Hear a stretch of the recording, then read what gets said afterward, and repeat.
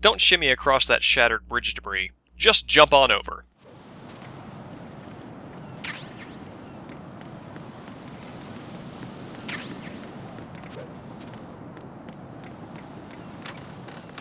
Keep running over these falling platforms. They're nothing to worry about, though they do serve a design function, I think, of reminding you of an innocuous challenge from before, the heading into the Shell 1 core, and preparing you for a tougher challenge ahead when you have to make your way over falling platforms with guards around. These guys will appear to inspect the Harrier damage, and it's your first chance to use that PSG-1T. Put them to sleep and head over one of the few actual platforming areas in the game.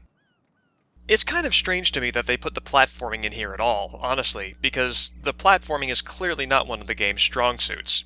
There is a platforming element that comes in when comparing Raiden's abilities with Snake's, and this appears mainly when you're doing a lot of the VR missions, where Snake can go through areas where, in the top floor of the Jejunum, I forget where, it's in the Arsenal Gear where all the Metal Gear Rays are. There's one area where there's a gap in the floor, and Raiden can run through there and do a flip over it, whereas Snake, if he tries to do his forward roll, will just fall right through. That falling platform training from before pays off here. The only real way across without causing an alert is to crawl beneath these windows, so that equip-unequip trick kind of helps here. Had I triggered an alert, I think a cipher would show up while Raiden's crossing this narrow ledge. One shot will knock him off, so there's the threat that kind of counterbalances the walled-off guards. As some who paid attention during MGS1 might recognize, this segment recalls Snake's ledge walk in the blast furnace. In there, Snake had to stop whenever a piece of moving machinery passed overhead, but Raiden can sidle along here while crouching. Which is good, because I don't think that this promontory is going anywhere. The silenced SOCOM is good to use here. If I use the PSG-1, I'm pretty sure that the guy who's taking a leak on the roof will hear the gunshot and trigger an alert.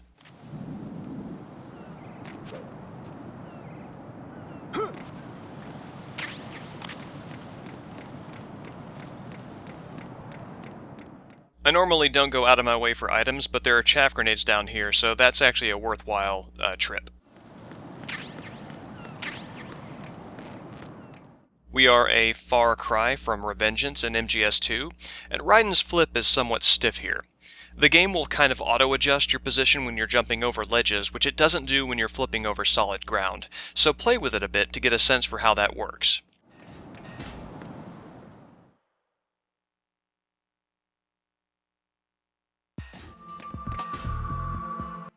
We're skipping some cutscenes here that feature the directional microphone.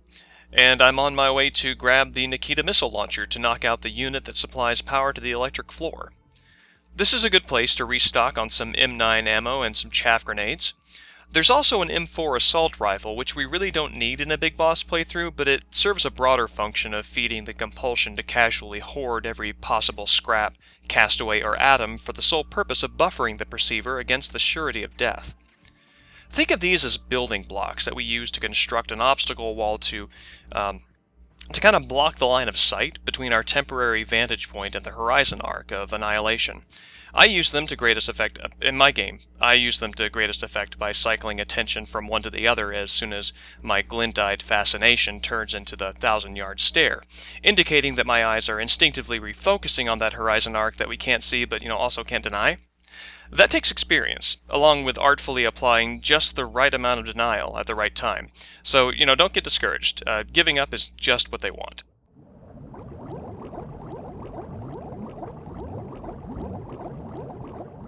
Literally nothing productive can be said about swimming in MGS2. The only way to understand it is to suffer through it, memorize the layout as well as possible, and get that twitch memory down for navigating through the water mines. The first go-through is pretty easy, but this is kind of like wisdom. It's only attainable by experience that you wish you could erase. But I'm being hyperbolic. Flicking the right analog stick to pull a 180-degree underwater turn, I don't think that's very useful. I head into first-person view to reorient Raiden while I'm swimming, because this gets me in the right trajectory without smearing Raiden's gorgeous face into a pan-operated door that will never open, no matter how hard I swim.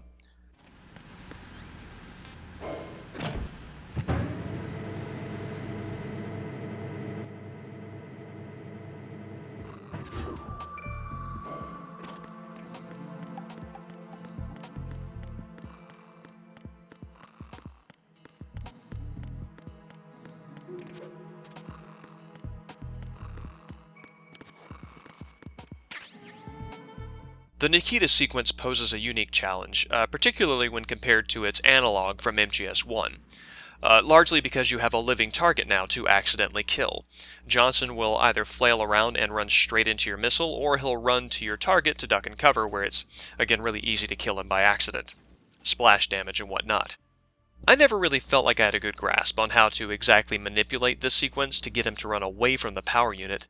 I just found a way to consistently luck into hitting the panel at the right angle so I didn't kill the man.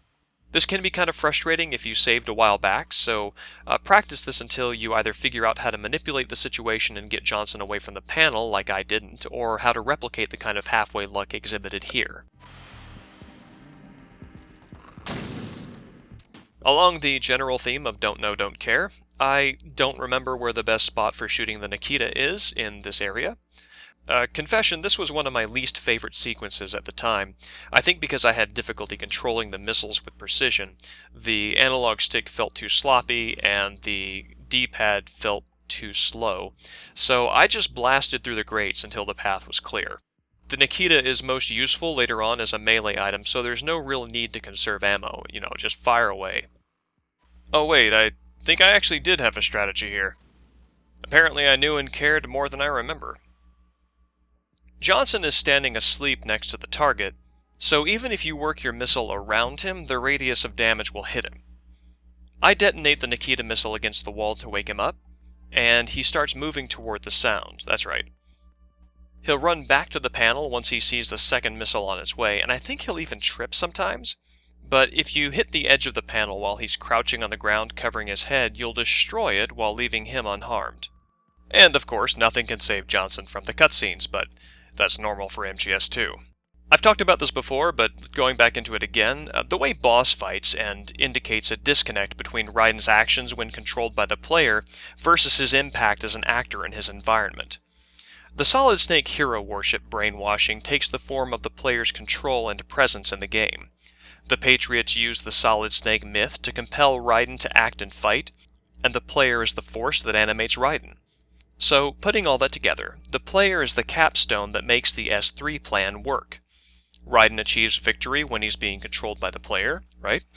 But as soon as the player loses control of Raiden, Raiden loses control of the situation, and the victories are either nullified or non-existent. You can't hit Fortune, Vamp goes down but doesn't die, and Raiden actually gives up at the end of the fight against the Metal Gear Rays. Fat Man's defeat is unique because Raiden's and the player's actions together take him down, though that's actually thematically cogent since Fat Man was the person designated by the Patriots to test the success of the S3 plan. Which, assuming that the player is the force that drives the S3 plan, that would mean that Fat Man's fight tests how well Raiden and the player have merged as an entity. There's friction between the player and Raiden, but that friction indicates that a rough connection has in fact been made. And the Fat Man fight reinforces the reality of that connection by giving Raiden a victory performed through the player as an animating force. I get into this in the essay, but Solidus is the only fight that Raiden truly wins in a cutscene apart from the player's actions, indicating a final separation from the player as a deciding force. Solidus is his fight, whereas both the player and Raiden were estranged from victory by cutscenes in previous fights, even Fat Man's where Fat Man expired off-screen. The player is ultimately estranged from Raiden at the end as Raiden goes on to inhabit the final cutscene. He's got a presence there, independent of the player. He's freed from the S3 plan and from our uncomfortable symbiosis. Even the fight against the Tengu isn't wholly his, because even though the victories happen during gameplay, it's only possible with Solid Snake clearing out the majority of them on normal, which I think is what's considered the actual difficulty of events in universe. But I'm going to jump back to the non-canonical European Extreme difficulty real fast. Vamp can be another beast on Euro Extreme. Remember how I said that I got stuck on Olga for 2 weeks? I got stuck on Vamp for like half a year. Here's how I broke out of that 6-month slump. Witness the Nikita's final use.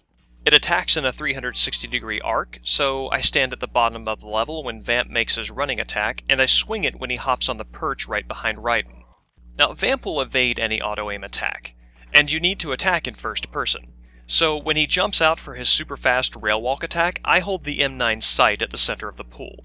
I hold down R1 and L1 to auto-track Vamp in first person, and you can use auto-aim to track his movements in first person, you just can't hold down auto-aim when you shoot. So as soon as he settles on a rail, drop auto-aim, fire, and then start moving. I got a grenade launcher shortly after I got the M4, and I fire at the pillars right where they connect the pool for a couple of reasons. First, they knock a little bit of stamina off Vamp. Second, they get him out of the water faster, which speeds up the fight.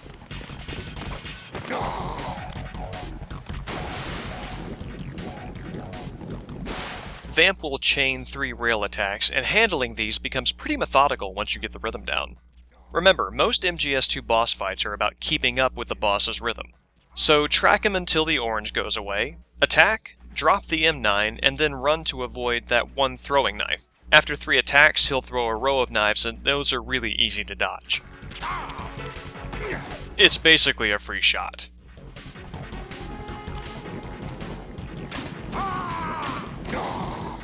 After about half his stamina's gone, he'll switch rail tactics, and I handle those defensively.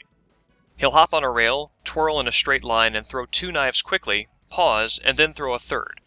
That pause is tricky because it can really throw off your rhythm. There's also a much smaller window between the time that he lands on the rail and when he actually throws that first knife, so I don't even bother attacking him when he does this. I settle in for the slow burn here, and I whittle him down with a combination of Nikita melee damage and winding him with the grenade launcher explosions when he's underwater. Fortunately, grenade launcher ammo spawns in the upper right corner, so there's no worry about losing that source of stamina damage. In terms of subversive structure, this fight plays with the setup of the Revolver Ocelot fight from MGS1. The level design is identical, right down to the placement of the entrance and exit. You've also got a deadly center of the stage, only before it was populated by, Arms Tech President Baker and a ton of C4. This time it's that highly oxygenated water. There's also some scenario overlap, since this is a boss fight right before rescuing Emma as a hostage, and Snake fought Ocelot before rescuing Baker, however temporarily. Vamp also moves along the X and Y axes of the level, recalling Ocelot's patterns from before. The differences in enemy behavior, though, are pretty significant, because Vamp takes advantage of that central death trap by going straight into it, whereas Ocelot previously used it as a shield, neither he nor Snake could go into it. Vamp will also come right up and attack you instead of Ocelot, who, always tried to stay on the opposite side of the level. There's also some outcome overlap, too. Vamp is defeated but lives through the game's events, and Ocelot likewise was defeated but never killed, unlike, everyone else in Foxhound. So what this does is create a sense of familiarity, even nostalgia, to use Ocelot's own words from Arsenal Gear, in terms of scenario and game design. By evoking that nostalgia, Metal Gear Solid 2 calls attention to itself as a sequel to MGS1 while inverting or tweaking the details. It's kind of like the friction between Raiden and the player. The game is definitely connected to MGS1 through design and identity, but it seems almost willfully not a return to MGS1, which is, that's what sequels are supposed to do. Return you in some way to the original experience. MGS2 is practically passive-aggressive in its denial of that desire. In fact, passive-aggressive might be a better description of MGS2 than the universe's favorite adjective, postmodern, which is so versatile that it means nothing and probably should be hated. I sometimes think that if you've got a word so empty of agreed-upon definition that you need to write a mini-essay to clarify it, maybe you should choose a better word. Back on this, though. The last part of the Vamp fight can seem tough, but again, it's an issue of rhythm. Track Vamp with auto-aim as he hops around and fire when he pauses. Like Ocelot, he's quick on the draw, so he'll get a few knives. Ocelot was defined by a gun, whereas Vamp uses knives, which are like the most non-gun weapon. Anyway, as soon as you shoot, duck. Vamp aims for Raiden's head, and they'll fly right over. No harm done. Now we're off to get Emma, which means swimming, about which nothing should be said. But grab the body armor when it appears, you're really gonna need that. Back on the point about form and breaking form using boss fights, disconnect between Raiden and the player, and that sort of thing, which I was talking about before the Vamp fight. The disconnect between player-actor victory contrasts with the player's experiences with Snake in MGS1 and the Tanker chapter. Looking at the Tanker alone, Snake's victory against the soldiers combines with the players because the player's actions were tangibly and immediately rewarded during playtime. We fought the soldiers as Snake, and in that moment we saw Snake win the fight. There's no disconnect there. The way boss fights ostracize players from Raiden in the plant chapter also contrasts with the end of the Olga fight, during which Olga goes down perfectly in sync with the players in Snake's final shot, without loading a cutscene, but performed dramatically in the moment. Players wanted a kind of intimacy, a closeness with Snake in terms of player-actor relationship like we had in MGS1. It's that hero worship coming into play. This immerses us in the world and reinforces the illusion of having an effect upon the tanker as an environment both through Snake and as Snake. The tanker takes the form of MGS1 and subverts it, because even though we go through the entire script of MGS1 in abstract, finding the Metal Gear, quote-unquote fighting the Metal Gear even though we just take pictures of it, Ocelot making the final call to Mr. President at the end, all that. Everything is not what we expect it to be, even though it's playing out the same way that MGS1 did in terms of, scenario.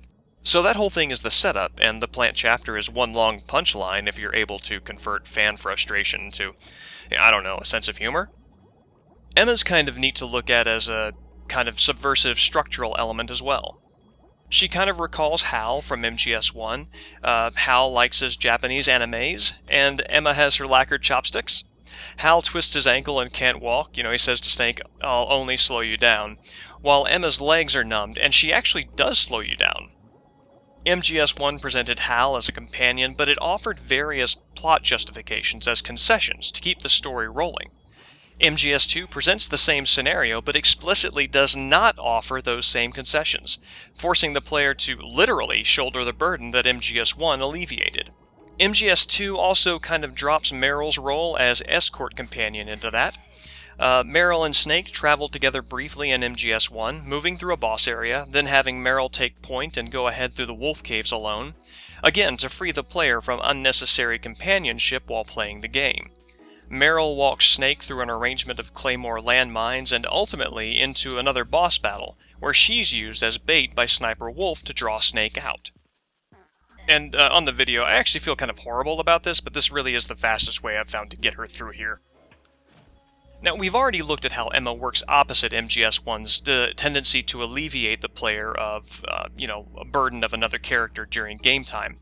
We also see some light inversions of Snake and Meryl's trek through Psycho Mantis' boss lair as we backtrack through Vamp's boss area, though admittedly that's kind of a weaker connection.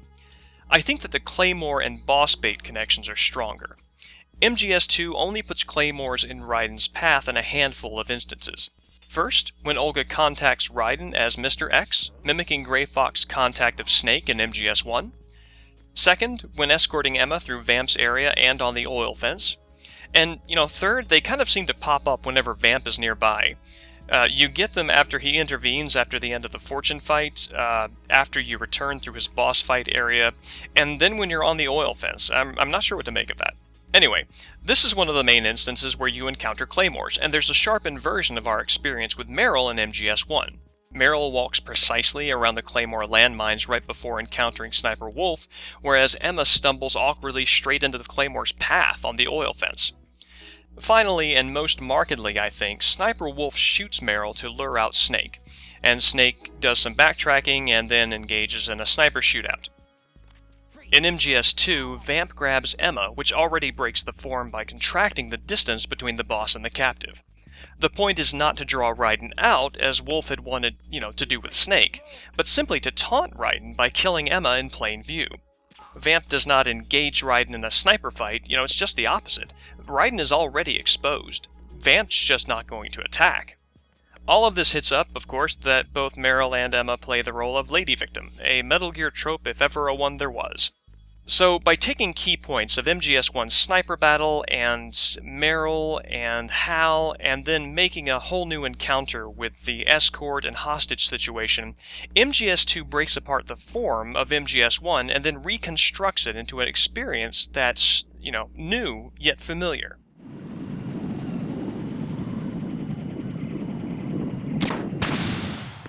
This bridge area has a lot of eyes on it, including one pair that I think is unique to European Extreme. I haven't gone back to check, but I think that's right. And that person is this guy on the roof right above the entrance. The first-person camera doesn't tilt high enough when standing on that wider part of the bridge, so I run out so I can aim high enough to hit him. I'm grabbing Emma to walk her to the halfway point here, mainly for timing purposes. There's a guard that I want to headshot when his back is turned, and it can be hard to see his position because of the difference in elevation between this part of the bridge and his. Walking with Emma paces my arrival so that I get there within that right window of his patrol.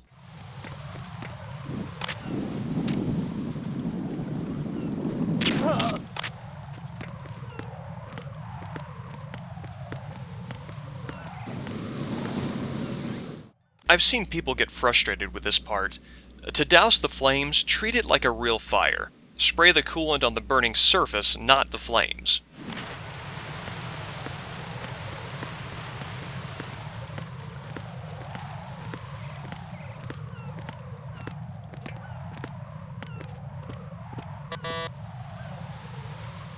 Act fast when you enter this room because you've got a perfect window for taking out both guards right off.